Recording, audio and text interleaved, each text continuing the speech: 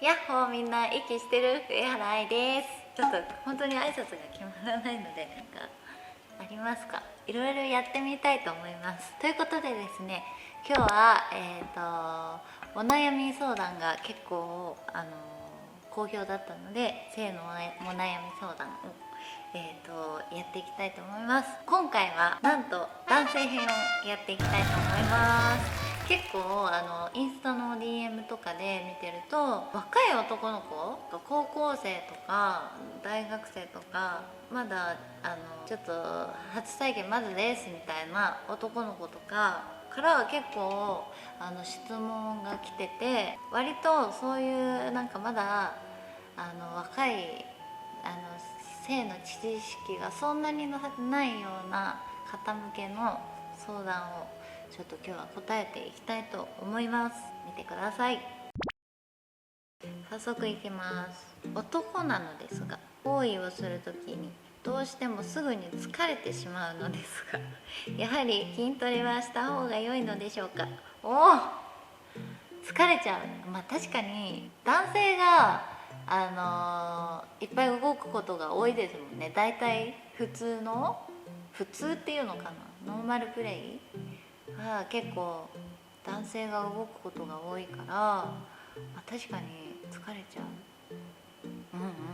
普通の人だったら疲れちゃうかもしれないです。なんか男優さんとかだったら、まあそれが仕事だし、なんか、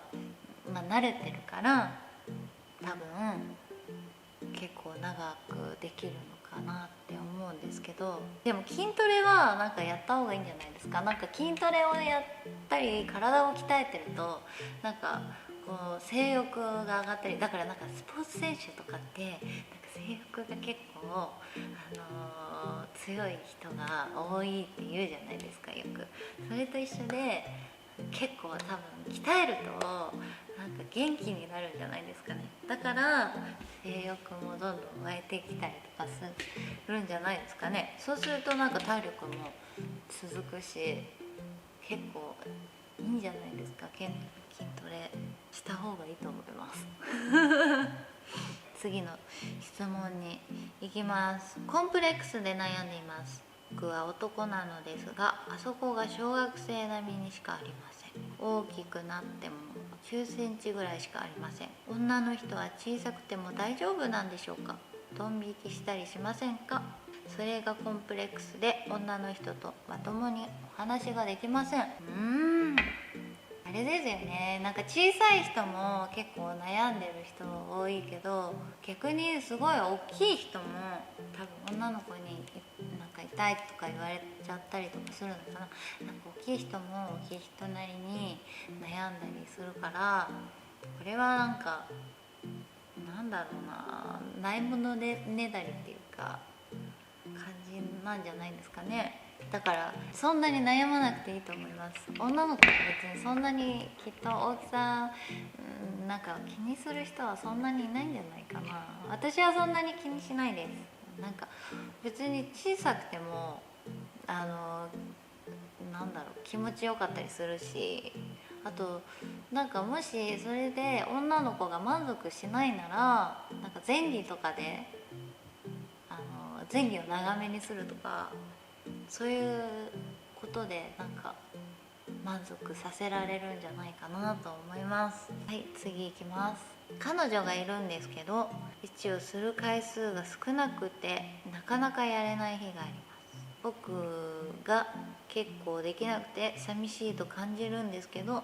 彼女にどういう風に声をかけたらよいですか？おー、難しいですねなんて声かければいいんだろう。まあ普通に今日しないとかあとはなんかいい雰囲気に持っていくとかですかね。なんか夜デートしてなんか一緒にお風呂入ってとかしてみるとか、あとはお泊まりとかができないなら、まあ、家に行くとかですかね。どういう風に声かけたら、まあはっきり今日しようっていうのがいいと思います。はい、次いきます。こんばんは。今彼女が生理が遅れていてとても悩んでいます。そのような時に彼氏ができるようなことはありますでしょうか。めっちゃ優しい彼氏ですね。彼女思いですね。これがですね、産婦人科に一緒に行くとか、産婦人科に行くことを勧めるとかしてみたらどうでしょうか。なんか若い女の子とかはなんか産婦人科ってなんか結構マイナスっていうか、なんかあんまりなんか行かないイメージっていうか、なんだろう、なんかそんな簡単に行こうって思わないみたいで、でも別になんか気になったことがあれば、生理が例えば遅れてるとか、あそこが痛かったりとかするだけでも、なんかちょっとでも気になったことがあるなら、なんか年齢問わず産婦人科行ってみたらいいと思います。そしたら絶対解決するし、なんか薬とかも多分くれたりとか、なんか何かしら解決すると思うので、なんか生理が遅れてるのもなんか原因があったりとか、まあなんかその体調のあれでも多分変わると思うけど、原因があったりもするかもしれないから、産婦人科に行くのを、勧めたらいいんじゃないかなと思います。次、自慰行為って自分でするのは、しすぎると体に悪いって言うんですけど、本当でしょうかっていうことなんですけど、体に悪いって言うんですけどとは書いてない。体に悪いですかって書いてある。体に悪いのか、悪くない、多分。体に悪くないですよね。なんか結構あれですよね、なんかたまに禁止してる人とかいますよね。何日我慢するみたいな。なんか別に我慢しなくていいんじゃないかな。したい時にすればいいと思いますよ。なんか逆にあんまり溜めすぎるのが良くないってなんか聞く。なんか常に体の循環を良くするためにも、なんかやっぱり出せば作られるものだから、どんどん出して循環を良くするためにも、全然我慢する必要はないと思います。はい、次、彼女と付き合ってから1ヶ月から1ヶ月半にしか、することがありません。自分の性欲だけで相手に押し付けたくなくて大抵我慢しています。毎日一人でしていますが、したくて仕方ないです。優しいですね。でも自分の性欲だけで相手に押し付けたくなく、でも1ヶ月から1ヶ月半経ってるなら、なんかそろそろなんか誘ってみてもいいんじゃないでしょうか。なんかしてみないみたいなのがいいんじゃないかな。なんか我慢して毎日一人でするのもちょっとね、寂しいから、なんか言ってみたらいいと思います。自分の気持ちを付き合ってるなら、ちゃんとはっきり言葉にして伝えないと女の子は分かんないと思います。はい、次です。自分すごい早漏なんですけど、お互いできる、満足できるがしたいです。早漏の人はなんか多いみたいですよね。早漏の人も治療の人も結構多分なんか悩む人が多いみたいだけど、そんなになんか気にしなくてもいいんじゃないかなと思います。私がこれ初めて話すんですけど、高校生の時に付き合ってた人は結構な早漏で、でもなんか高校生って多分大体なんか早漏なんじゃないかな。なんかそんなに、だって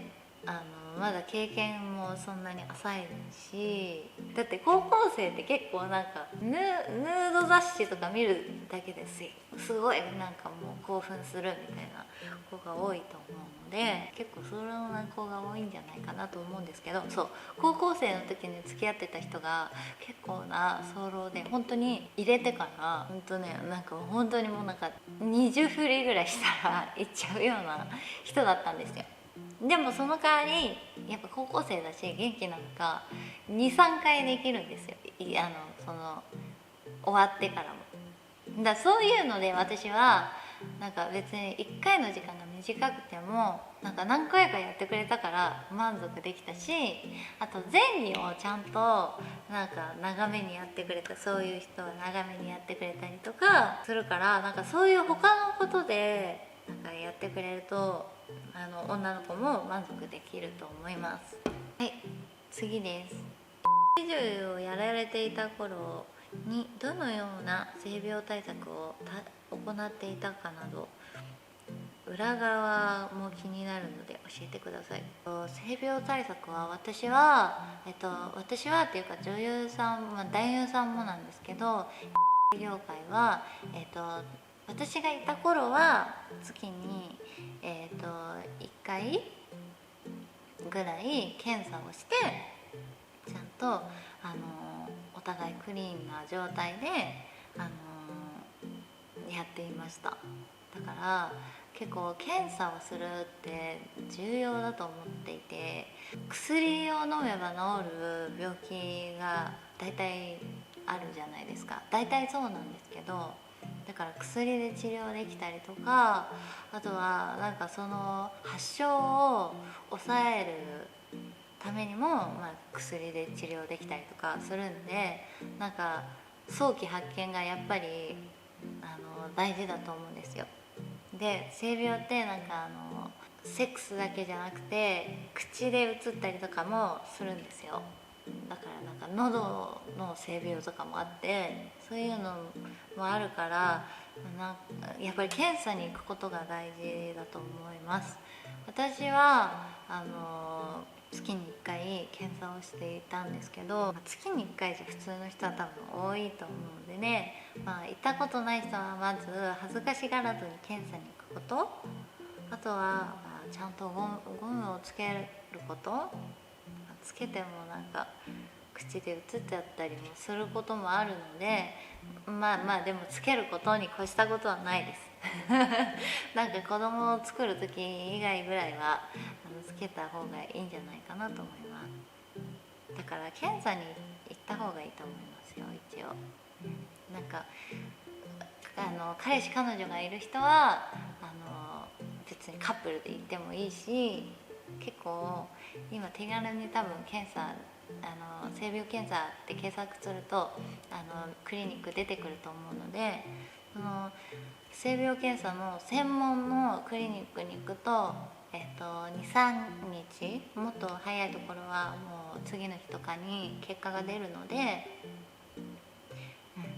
行った方がいいと思います。産婦人科とか行くと病院とか総合病院とか行くと検査結果が1週間とか2週間とか結構かかってしまうから、ちょっと値段はするんですけど、そういう専門のクリニックとかに行くとすぐ出ます。検査も血液検査と、あと女の人は膣の検査で、